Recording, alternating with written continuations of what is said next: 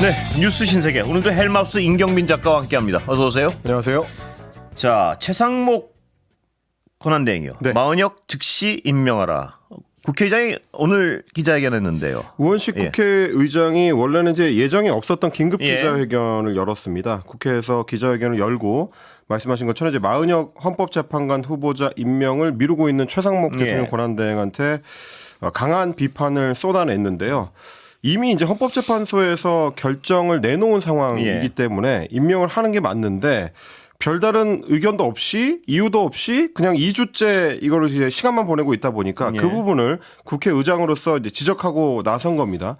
국회가 선출한 헌법재판관 후보를 언제 임명할 건지, 즉시 임명하지 않을 거라면 위헌적 상황과 국회의 권한 침해 상태를 지속시키는 이유가 뭔지 예. 국민들께 공개적으로 답변을 해라. 이렇게 요구를 하면서 국회가 선출한 헌법재판관을 즉시 임명할 것을 엄중하게 요구한다라고 내놨습니다. 이게 지금 워낙에 오래 끌고 있는 사안이거든요. 헌재에서 이미 임명 안 하는 것 자체가 위헌적인 행태다라고 결정을 하고도 벌써 2주가 흘렀기 때문에 국회에서 임명 동의를 국회에서 이제 선출을 해서 보낸 후보자에 대해서 이렇게 시간을 끄는 것 자체가 대통령 권한대행으로서 위헌적 상태를 지속하는 상황이기 때문에요.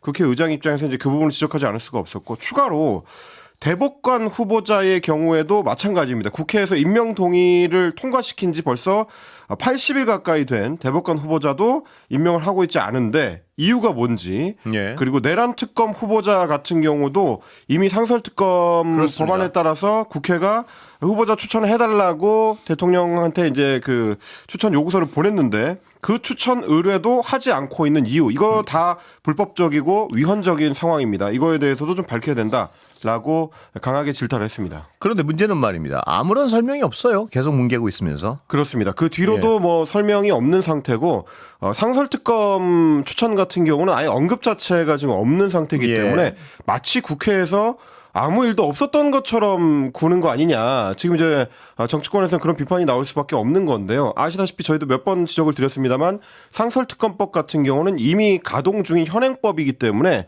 현행법에 맞춰서 국회가 요구를 했으면 대통령, 그러니까 행정부에서는 그걸 이제 거부할 권한이 별도로 없습니다. 그러니까 당연히 이미 추천 의뢰가 끝났어야 되고, 그래서 그렇습니다. 상설특검이 이미 가동을 했어야 되는 건데 그런 불법적 상태를 벌써 몇 달째 아무런 설명 없이 계속 지속하고 있다. 그 자체라도 어떻게 보면 대통령 권한대행으로서의 자격이 있는 것이냐, 헌법을 지키려고 하는 국무위원으로서의 어떤 기본적인 자세가 갖춰져 있는 사람이냐, 이런 지적을 국회의장 입장에서는 할 수밖에 없는 것이죠. 어떻게 보면요, 이 설명을 안 하는 이유를 알겠어요. 뭐냐 하면 설명이 불가능하기 때문에 그런 것 같아요. 이게 어떻게 설명이 가능하겠습니까? 이 헌법 위반적 상황이 이러이러해서 나는 이렇게 하고 있다는 얘기가 어떤 설명을 해도 불가능할 것 같은데요. 국민들을 이해시키기에는요. 사실 저희 같이 이제 정치 비평을 하는 사람들 입장에서 가장 좀 곤혹스러운 게 설명하고 이해를 구할 만한 맥락이 아예 없을 때이거든요. 그렇습니다. 이제 이런 경우입니다. 법에 적혀 있는 거를 하라고 했는데 아예 안 한다. 그것도 이제 다른 사람도 아니고 대한민국의 국무위원이고 대통령의 권한을 대행해서 수행하고 있는 사람이 헌법재판소로부터 위헌이라는 판정을 받았음에도 불구하고 추가적 후속 조치를 취하지 않는다.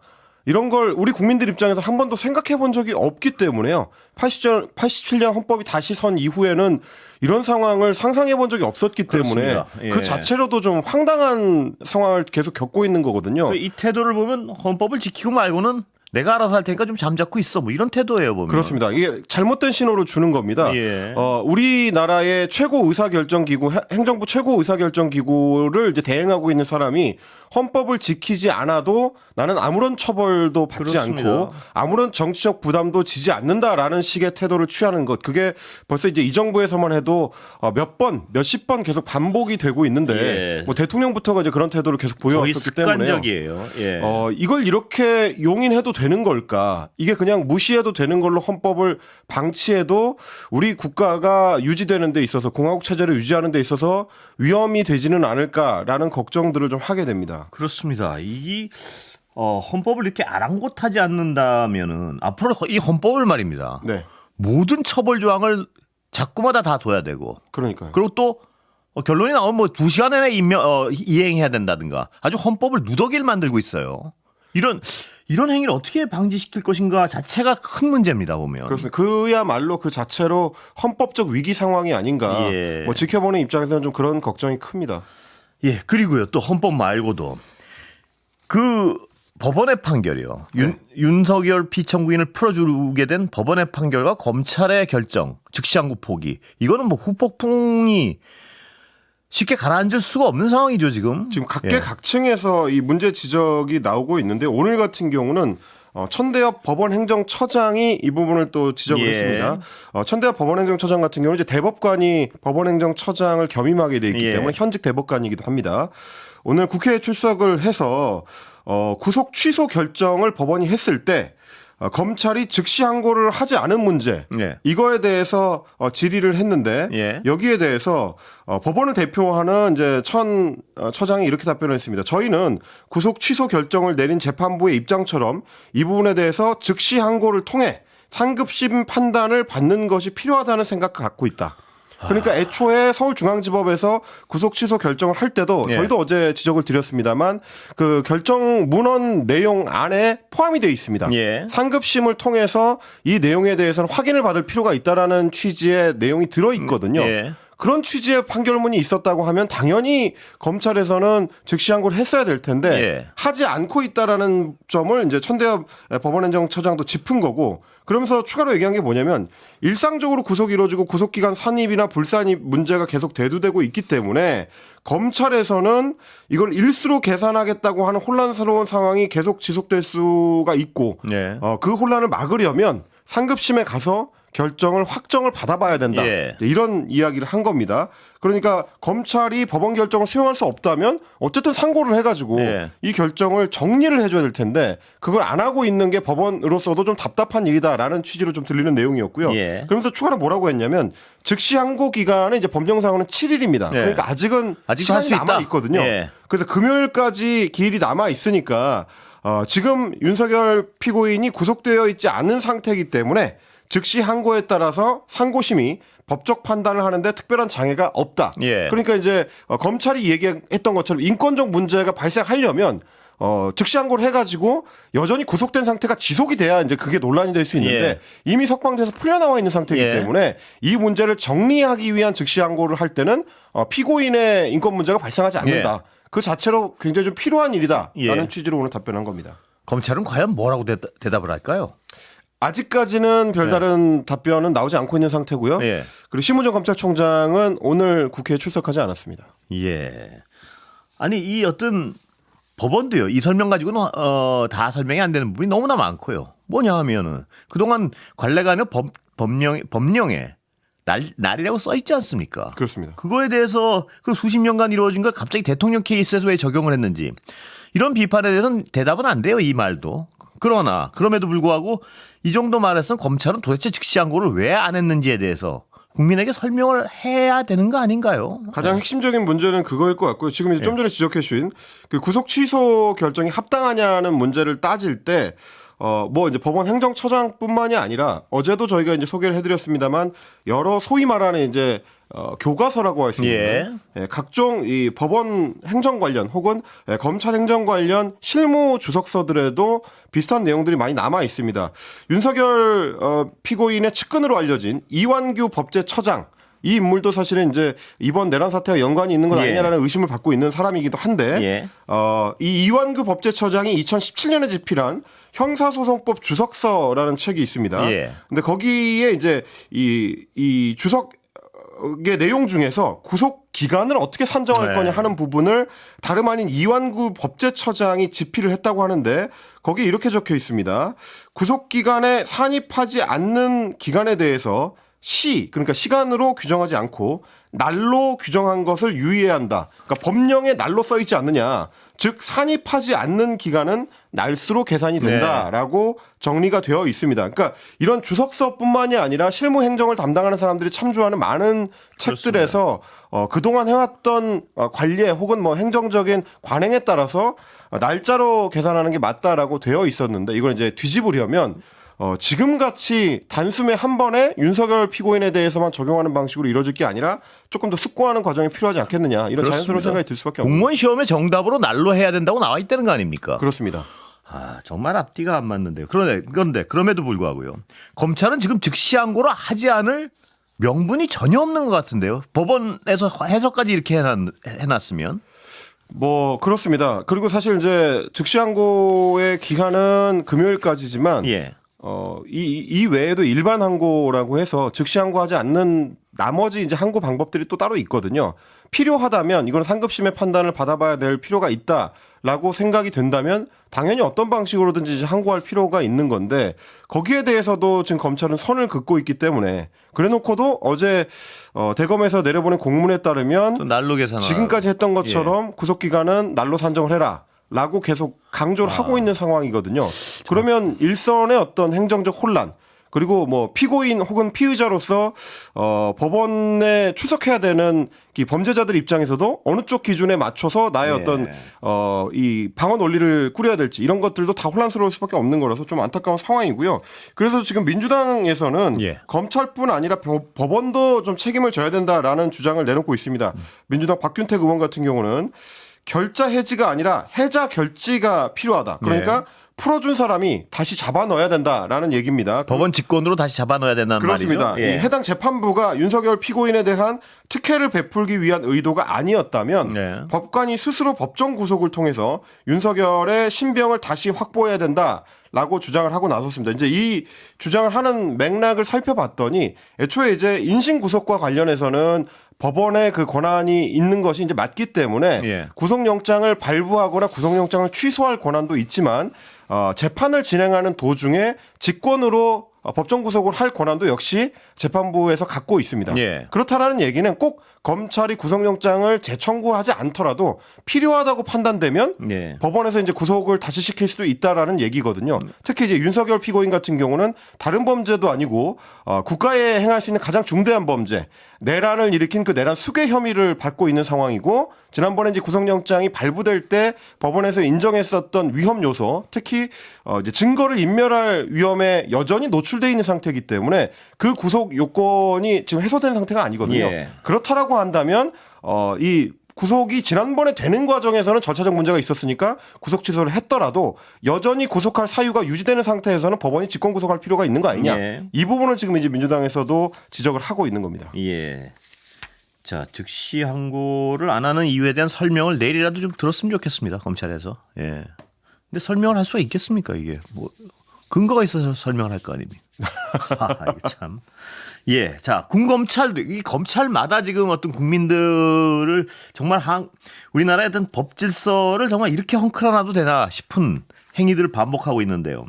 박정훈 대령에 대해서는 다른 죄를 걸어서 또 항명죄로 기소를 했다고요. 네, 1심에서 무죄를 선고받았던 박정훈 전 해병대 수사단장에 대해서 이제 항소를 이미 검찰에서 한 상태인데 항소 이유서를 국회에서 확보해가지고 살펴봤더니 기존에 그 기소를 할 때하고 이유가 좀 달라진 부분이 있었습니다.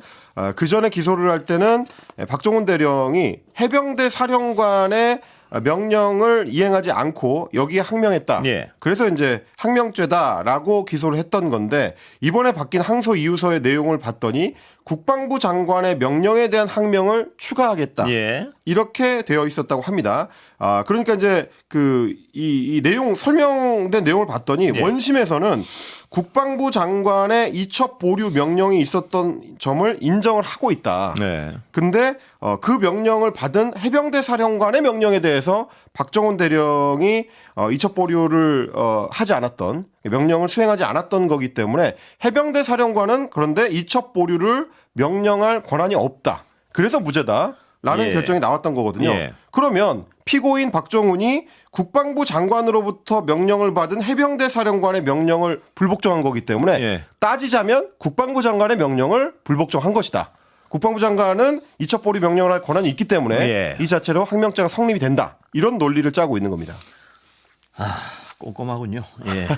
꼼꼼한 것도 있습니다만 물론 뭐 이거는 이제 재판에서 따져봐야 되겠지만 박정훈 대령의 변호인단 입장에서 봤을 때는 좀 황당한 항소 이유가 된다라는 설명입니다. 일단 장관의 명령을 받는 사람, 그러니까 장관 명령의 수명자는 군 체계상 해병대 사령관이지 박정훈 대령이 아니다. 그 명령을 박정훈 대령이 받았냐 이런 얘기입니다. 국방부 장관 명령을 해병대 사령관이 받았지 않느냐라는 얘기인 거고요. 그런 식의 명령 체계가 가능하려면 사령관과 박정훈 대령을 항명 공범으로 묶어야 된다. 예. 해병대 사령관도 항명이고 박정훈도 항명이라고 해야 말이 된다라는 예. 얘기가 되는 거고요. 그리고 군 인권센터의 김영남 사무국장 같은 경우는 군 검찰이 이렇게 이제 항소를 하는 맥락을 짚어봐야 된다라고 지적을 했는데 예. 군 검사 같은 경우는 만약에 이 사건에 무죄가 나면 자신이 수사를 받아야 될 수도 있는 상황이기 때문에 재판을 끌면서 공소 유지권으로 자기 방어권을 행사하는 이런 남용하는 모습을 예. 보여주고 있는 것이다라고 지적을 했습니다. 예, 군검찰이 최상병 건에 관해서 얼마나 수사를 열심히 했는지, 얼마나 무책임하게 수사를 했는지 지금 분명히 많은 국민들이 기억하고 있는데요. 그 수사를 제대로 하려고 그러던 박정훈 대령에 대해서는 참 집요하게 물고 늘어지는군요. 지금도. 예. 뭐 사실 이제 군 검찰이 이 사건을 진행하는 과정에서 박정훈 대령에게 이제 무리하게 이제 구속영장을 청구했었다든지 예. 혹은 이제 기소하는 과정에서 기소권 남용의 어떤 혐의가 있다든지 이런 지적들이 계속 나오고 있었기 예. 때문에 아마 이제 박정훈 대령 측에서 봤을 때는 재판이 끝나고 나면 본인들이 법적 위험에 처할 거를 우려해서 재판을 시간 끌려고 하는 거 아니냐 뭐 이런 지적들을 내놓는 것 같습니다. 예, 검찰이 예. 자, 지금 이제 탄핵 네. 선고 언제쯤일까요? 내가 어제도 말씀드렸지만 사실은 아무도 모른다라고 아무도 모른다죠. 예, 예. 얘기를 해야 될 것 근데 같습니다. 일단 내일 모레는 불가능해지는 상황인가요? 지금 6시가 넘었는데 아직까지 내일도 내일은 안 나온다. 선고 일정이. 그건 불가능한 건 아니지 않습니까? 뭐 전례에 따르면 전례에 따름 없지만 예. 선고일을 하루 전에 통보하는 경우는 거의 없기 때문에 예. 전례에 따르면 이제 금요일에 선고할 가능성은 상당히 좀 낮아졌다. 지금은. 라고 예. 이제 볼 수 있겠습니다. 그리고 이제 내일은 최재 감사원장을 예. 비롯해서 4명의 탄핵 심판 선고가 또 예정이 돼 있기 때문에 그런 일정들까지 고려했을 때 내일 선고 기일 지정이 가능할까? 혹은 이제 예. 선고 기일 지정을 하더라도 금요일로 지정을 할 수 있을 것인가라는 부분에 대해서는 좀 회의적인 상황으로 넘어가는 것 같고요. 예. 다만 이제 헌법재판소가 어떤 취지나 의도를 가지고 지금 일정을 잡고 있는지를 알 수가 없기 때문에 만약에 좀 혼란을 좀 줄이고 소위 말하는 이제 극우 집회가 헌법재판소 주변에 모여드는 뭐 그래서 이제 테러라든지 어떤 폭동을 일으킬 수 있는 가능성을 좀 낮추기 위해서는 뭐 전격적으로 발표할 가능성도 없지는 않다라는 얘기들이 지금 나오고 있습니다. 왜냐하면 이제 오늘 같은 경우도 헌법재판소 주변에 드론 비행을 이제 금지하는 금지구역 설정을 이제 요청을 했는데 그게 이제 받아들여져서 금지구역 설정이 이루어졌거든요. 그렇다라는 얘기는 헌법재판소의 윤석열 피청구인에 대한 탄핵심판 선고가 임박했다. 그래서 그 준비 작업을 관련 기관들에서 조금씩 해나가고 있지 않느냐 이렇게 좀 해석할 수 있는 부분들이 있기 때문에요. 조만간 잡을 것 같다라는 예상은 가능합니다만 뭐 금요일까지 가능할 것이냐 이거에 대해서는 조금 회의적인 뭐 그런 분위기인 것 같습니다. 조만간이라는 단어가 참 이토록 답답하게 느껴지는 건 뭐 오랜만이에요. 네. 뭐 이번 주를 넘기게 되면 박근혜 탄핵 심판 때나 노무현 전 대통령 탄핵 심판 때에 비하면 이제 가장 좀 긴 헌법재판소에서 가장 긴 평의 기간을 갖는 것이고 숙고가 그만큼 좀 깊다. 뭐 이렇게 봐야 되긴 하겠습니다만 18일 화요일에 박성재 법무부 장관에 대한 탄핵 심판 변론길이 시작이 되기 때문에요. 뭐 월요일 가능성도 여전히 좀 남아 있고 그렇습니다. 그리고 그 뒤로 따지자면 또 이제 뭐 21일 금요일이라든지 27일 금요일이라든지 여러 가지 좀 21일 설도 있고요. 뭐 여러 가지 가능성들이 여전히 남아 있는 상태라서 다만 뭐 대부분의 의견에서는 다음 주를 넘기지는 않을 것 같다 정도는 이야기들이 정리되는 것 같습니다. 이 날짜를 둘러싸고는 헌법재판소에 여러 가지 어떤 판단이 있겠지만요. 분명한 거는 의심의 여지 없이 이 혼란상이 길게 지속되면 국가를 위해서 정말 위험해진다. 상황이 좋지 않다는 데 대한 공감대 뭐 충분히 있는 것 같습니다. 그렇습니다. 뭐 사실 지켜보는 국민들 입장에서도 일상의 어려움을 겪을 정도로 피로감을 호소하는 분들이 워낙 많기 때문에 국가의 어떤 전체적인 흐름이 좀 원활해지기 위해서라도 빠른 판단이 필요할 것 같습니다. 자, 여권 흐름 좀 볼까요? 여권에서는 이제 탄핵 심판 선고를 앞두고 조금 더 결집을 강화하는 양상입니다. 나경원 국민의힘 의원을 비롯해서 82명의 국회의원들이 헌재 탄원서를 제출을 했는데요. 대통령 탄핵 심판을 각하해 줄 것을 청구한다라는 내용입니다. 나경원 의원이 뭐라고 설명을 했냐면 설령 계엄이 헌법 또는 법률 위반에 해당한다고 하더라도 민주당 의회 독재의 심각성을 고려해 기각 결정을 해주실 것을 청구한다. 예. 이렇게 이야기를 했습니다. 이분이 법률가죠? 판사 출신입니다. 그런데 계엄이 헌법을 위반하고 법률을 위반했더라도 민주당이 의회 운영이 문제가 있으니까 기각을 해야 된다라는 설명. 이건 사실상 이제 그동안에 윤석열 피청구인 쪽에서 헌법재판소에서 계속 강조했었던 그 논리와 정확하게 같은 논리이긴 합니다. 이렇게 얘기를 했고요. 그러면서 윤 대통령의 탄핵소추 사유에 포함됐던 내란죄 철회는 중대한 사정 변경으로 이미 탄핵소추의 동일성을 상실한 것이다라고 이야기를 했습니다. 이 부분에 대해서도 탄핵 심판을 진행하고 있는 헌법재판소 재판부에서 이미 설명한 바가 있습니다. 그런데도 이제 계속 같은 이야기를 하고 있고요. 그리고 국민의힘에 이제 82명이라고 하면 전체 국회의원이 108명이기 때문에 거의 10명 중에 한 8명 정도가 80% 이상. 예, 80% 이 탄핵을 각하해야 된다. 그러니까 윤석열 피청구인 탄핵은 안 된다. 그가 복귀해서 다시 대통령직 임무를 수행해야 된다. 라고 지금 주장을 하고 있는 셈인데요. 그럼에도 불구하고 국민의힘 지도부는 여전히 의원들 개개인의 개별적 행동일 뿐이다. 이렇게 선을 긋고 있습니다.